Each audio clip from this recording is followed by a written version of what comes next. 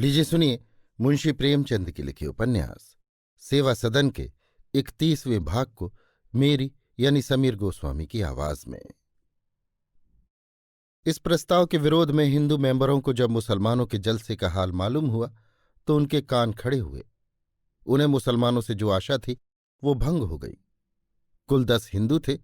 सेठ बलभद्रदास चेयरमैन थे, doctor Shyamacharan vice chairman, लाला चिम्मनलाल और दीनानाथ तिवारी व्यापारियों के नेता थे, पद्म सिंह और रुस्तम भाई वकील थे, रमेश दत्त कॉलेज के अध्यापक, लाला भगत राम ठेकेदार, प्रभाकर राव हिंदी पत्र जगत के संपादक और कुंवर अनिरुद्ध बहादुर सिंह जिले के सबसे बड़े जमींदार थे।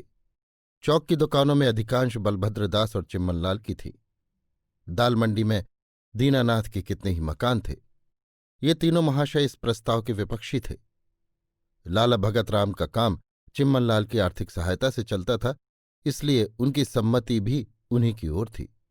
प्रभाकर राव, रमेश दत्त, रुस्तम भाई और पद्म सिंह इस प्रस्ताव के पक्ष में थे। डॉक्टर श्यामाचरण और कुंवर साहब के विषय में अभी तक कुछ निश्चय नहीं हो सका था। दोनों पक्ष उनसे सहायता की आशा रखते थे। उन्हीं पर दोनों पक्षों की हार जीत निर्भर थी। पद्म सिंह अभी बारात से नहीं लौटे थे। सेठ बलभद्रदास ने इस अवसर को अपने पक्ष के समर्थन के लिए उपयुक्त समझा और सब हिंदू मेंबरों को अपनी सुसज्जित बारहदरी में निमंत्रित किया। इसका मुख्य उद्देश्य ये था कि डॉक्टर साहब और कुंवर महोदय की सहानुभूति अपने पक्ष में कर लें। प्रभाकर राव मुसलमानों के कट्टर विरोधी थे। वे लोग इस प्रस्ताव को हिंदू मुस्लिम विवाद का रंग देकर प्रभाकर राव को अपनी तरफ खींचना चाहते थे।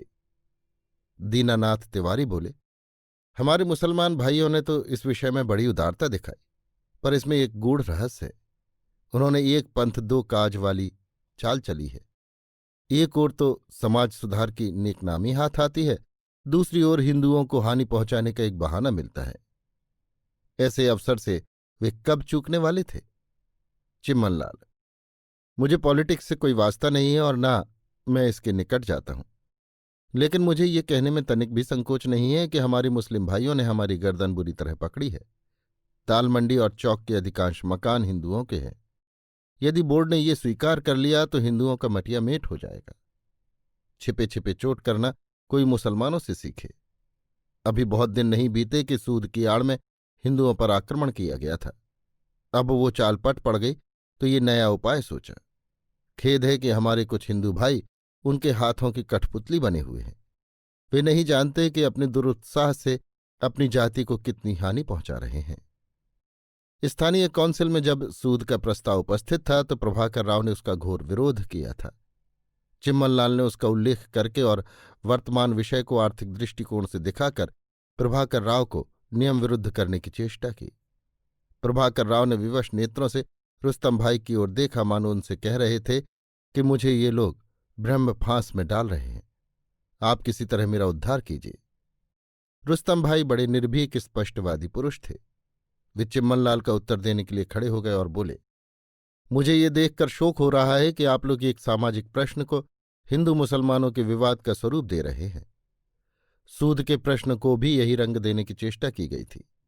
ऐसे राष्ट्रीय विषयों को विवादग्रस्त बनाने से कुछ हिंदू साहूकारों का भला हो जाता है, किंतु इससे राष्ट्रीयता को जो चोट लगती है उसका अनुमान करना कठिन है। इसमें संदेह नहीं कि इस प्रस्ताव के स्वीकृत होने से हिंदू साहूकारों को अधिक हानि पहुंचेगी, लेकिन मुसलमानों पर भी इसका प्रभाव अवश्य पड़ेगा। चौक और दाल मंडी में मुसलमानों की दुकानें कम नहीं हैं। हमको प्रतिवाद या विरोध की धुन में अपने मुसलमान भाइयों की नीयत की सच्चाई पर संदेह न करना चाहिए। उन्होंने इस विषय पर जो कुछ निश्चय किया वो सार्वजनिक उपकार के विचार से किया है। अगर हिंदुओं की इससे अधिक हानि हो रही है तो ये दूसरी बात है। मुझे विश्वास है कि मुसलमानों की इससे अधिक हानि होती तब भी उनका यही फैसला होता। अगर आप सच्चे हृदय से मानते हैं कि ये प्रस्ताव एक सामाजिक कुप्रथा के सुधार के लिए उठाया है तो आपको उसके स्वीकार करने में कोई बाधा न होनी चाहिए, चाहे धन की कितनी ही हानि हो। आचरण के सामने धन का कोई महत्व न होना चाहिए। प्रभाकर राव को धैर्य हुआ। बोले, बस यही मैं भी कहने वाला था। अगर थोड़ी सी आर्थिक हानि से एक कुप्रथा का सुधार हो रहा है तो वो हानि प्रसन्नता से उठा लेनी चाहिए।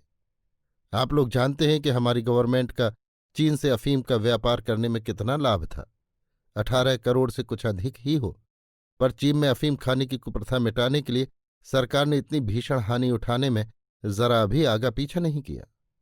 कुंवर अनिरुद्ध सिंह ने प्रभाकर राव की ओर देखते हुए पूछा, महाशय, आप तो अपनी पत्रिका के संपादन में लीन रहते हैं, आपके पास जीवन के आनंद लाभ के लिए समय ही कहाँ है। पर हम जैसे बेफिक्रों को तो दिल बहलाव को कोई सामान चाहिए।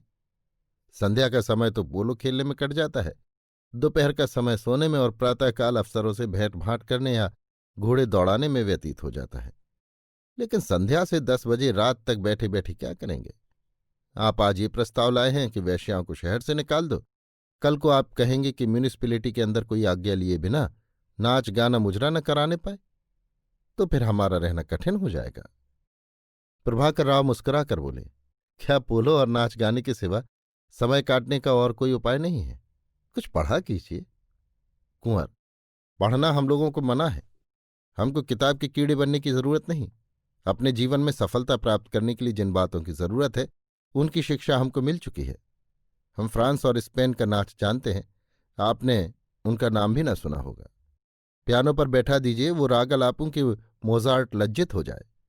अंग्रेजी रीत व्यवहार का हमको पूर्ण ज्ञान है। हम जानते हैं कि कौन सा समय 16 हैट लगाने का है, कौन सा पगड़ी का। हम किताबें भी पढ़ते हैं। आप हमारे कमरे में कई कई अलमारियां पुस्तकों से सजी हुई देखेंगे, मगर उन किताबों में चिमटते नहीं। आपके इस प्रस्ताव से हम तो मर मिटेंगे। कुंवर साहब की हास्य और व्यंग से भरी बातों ने दोनों पक्षों का समाधान कर दिया। डॉक्टर श्यामाचरण ने कुंवर साहब की ओर देखकर कहा, मैं इस विषय में काउंसिल में प्रश्न करने वाला हूं। जब तक गवर्नमेंट उसका उत्तर न दे, मैं अपना कोई विचार प्रकट नहीं कर सकता। ये कहकर डॉक्टर महोदय ने अपने प्रश्नों को पढ़कर सुनाया। रमेश दत्त ने कहा, इन प्रश्नों का कदाचित गवर्नमेंट कुछ उत्तर न देगी। डॉक्टर, उत्तर मिले या न मिले, प्रश्न तो हो जाएंगे। इसके सिवा और हम कर ही कह सकते हैं। सेठ बलभद्र दास को विश्वास हो गया कि अब अवश्य हमारी विजय होगी। डॉक्टर साहब को छोड़कर 17 सम्मतियों में 9 उनके पक्ष में थीं, इसलिए अब वो निरपेक्ष रह सकते थे, जो सभापति का धर्म है। उन्होंने सारगर्भित वक्तृता देते हुए इस प्रस्ताव की मीमांसा की। उन्होंने कहा, सामाजिक विप्लव पर मेरा विश्वास नहीं है। मेरा विचार है कि समाज को जिस सुधार की आवश्यकता होती है वो स्वयं कर लिया करता है। विदेश यात्रा, जाति पाति के भेद, खान पान के निरर्थक बंधन, सबके सब समय के प्रवाह के सामने सिर झुकाते चले जाते हैं। इस विषय में समाज को स्वच्छंद रखना चाहता हूं। जिस समय जनता एक स्वर से कहेगी कि हम वेश्याओं को चौक में नहीं देखना चाहते, तो संसार में ऐसी कौन सी शक्ति है जिसकी बात को अनसुनी कर सके। अंत में सेठ जी ने बड़े भावपूर्ण स्वर में ये शब्द कहे, हमको अपने संगीत पर गर्व है।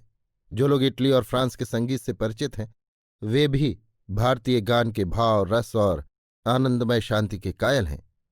किंतु काल की गति, वही संस्था जिसकी जड़ खोदने पर हमारे कुछ सुधारक तुले हुए हैं, इस पवित्र, इस स्वर्गीय धन की अध्यक्षिणी बनी हुई है।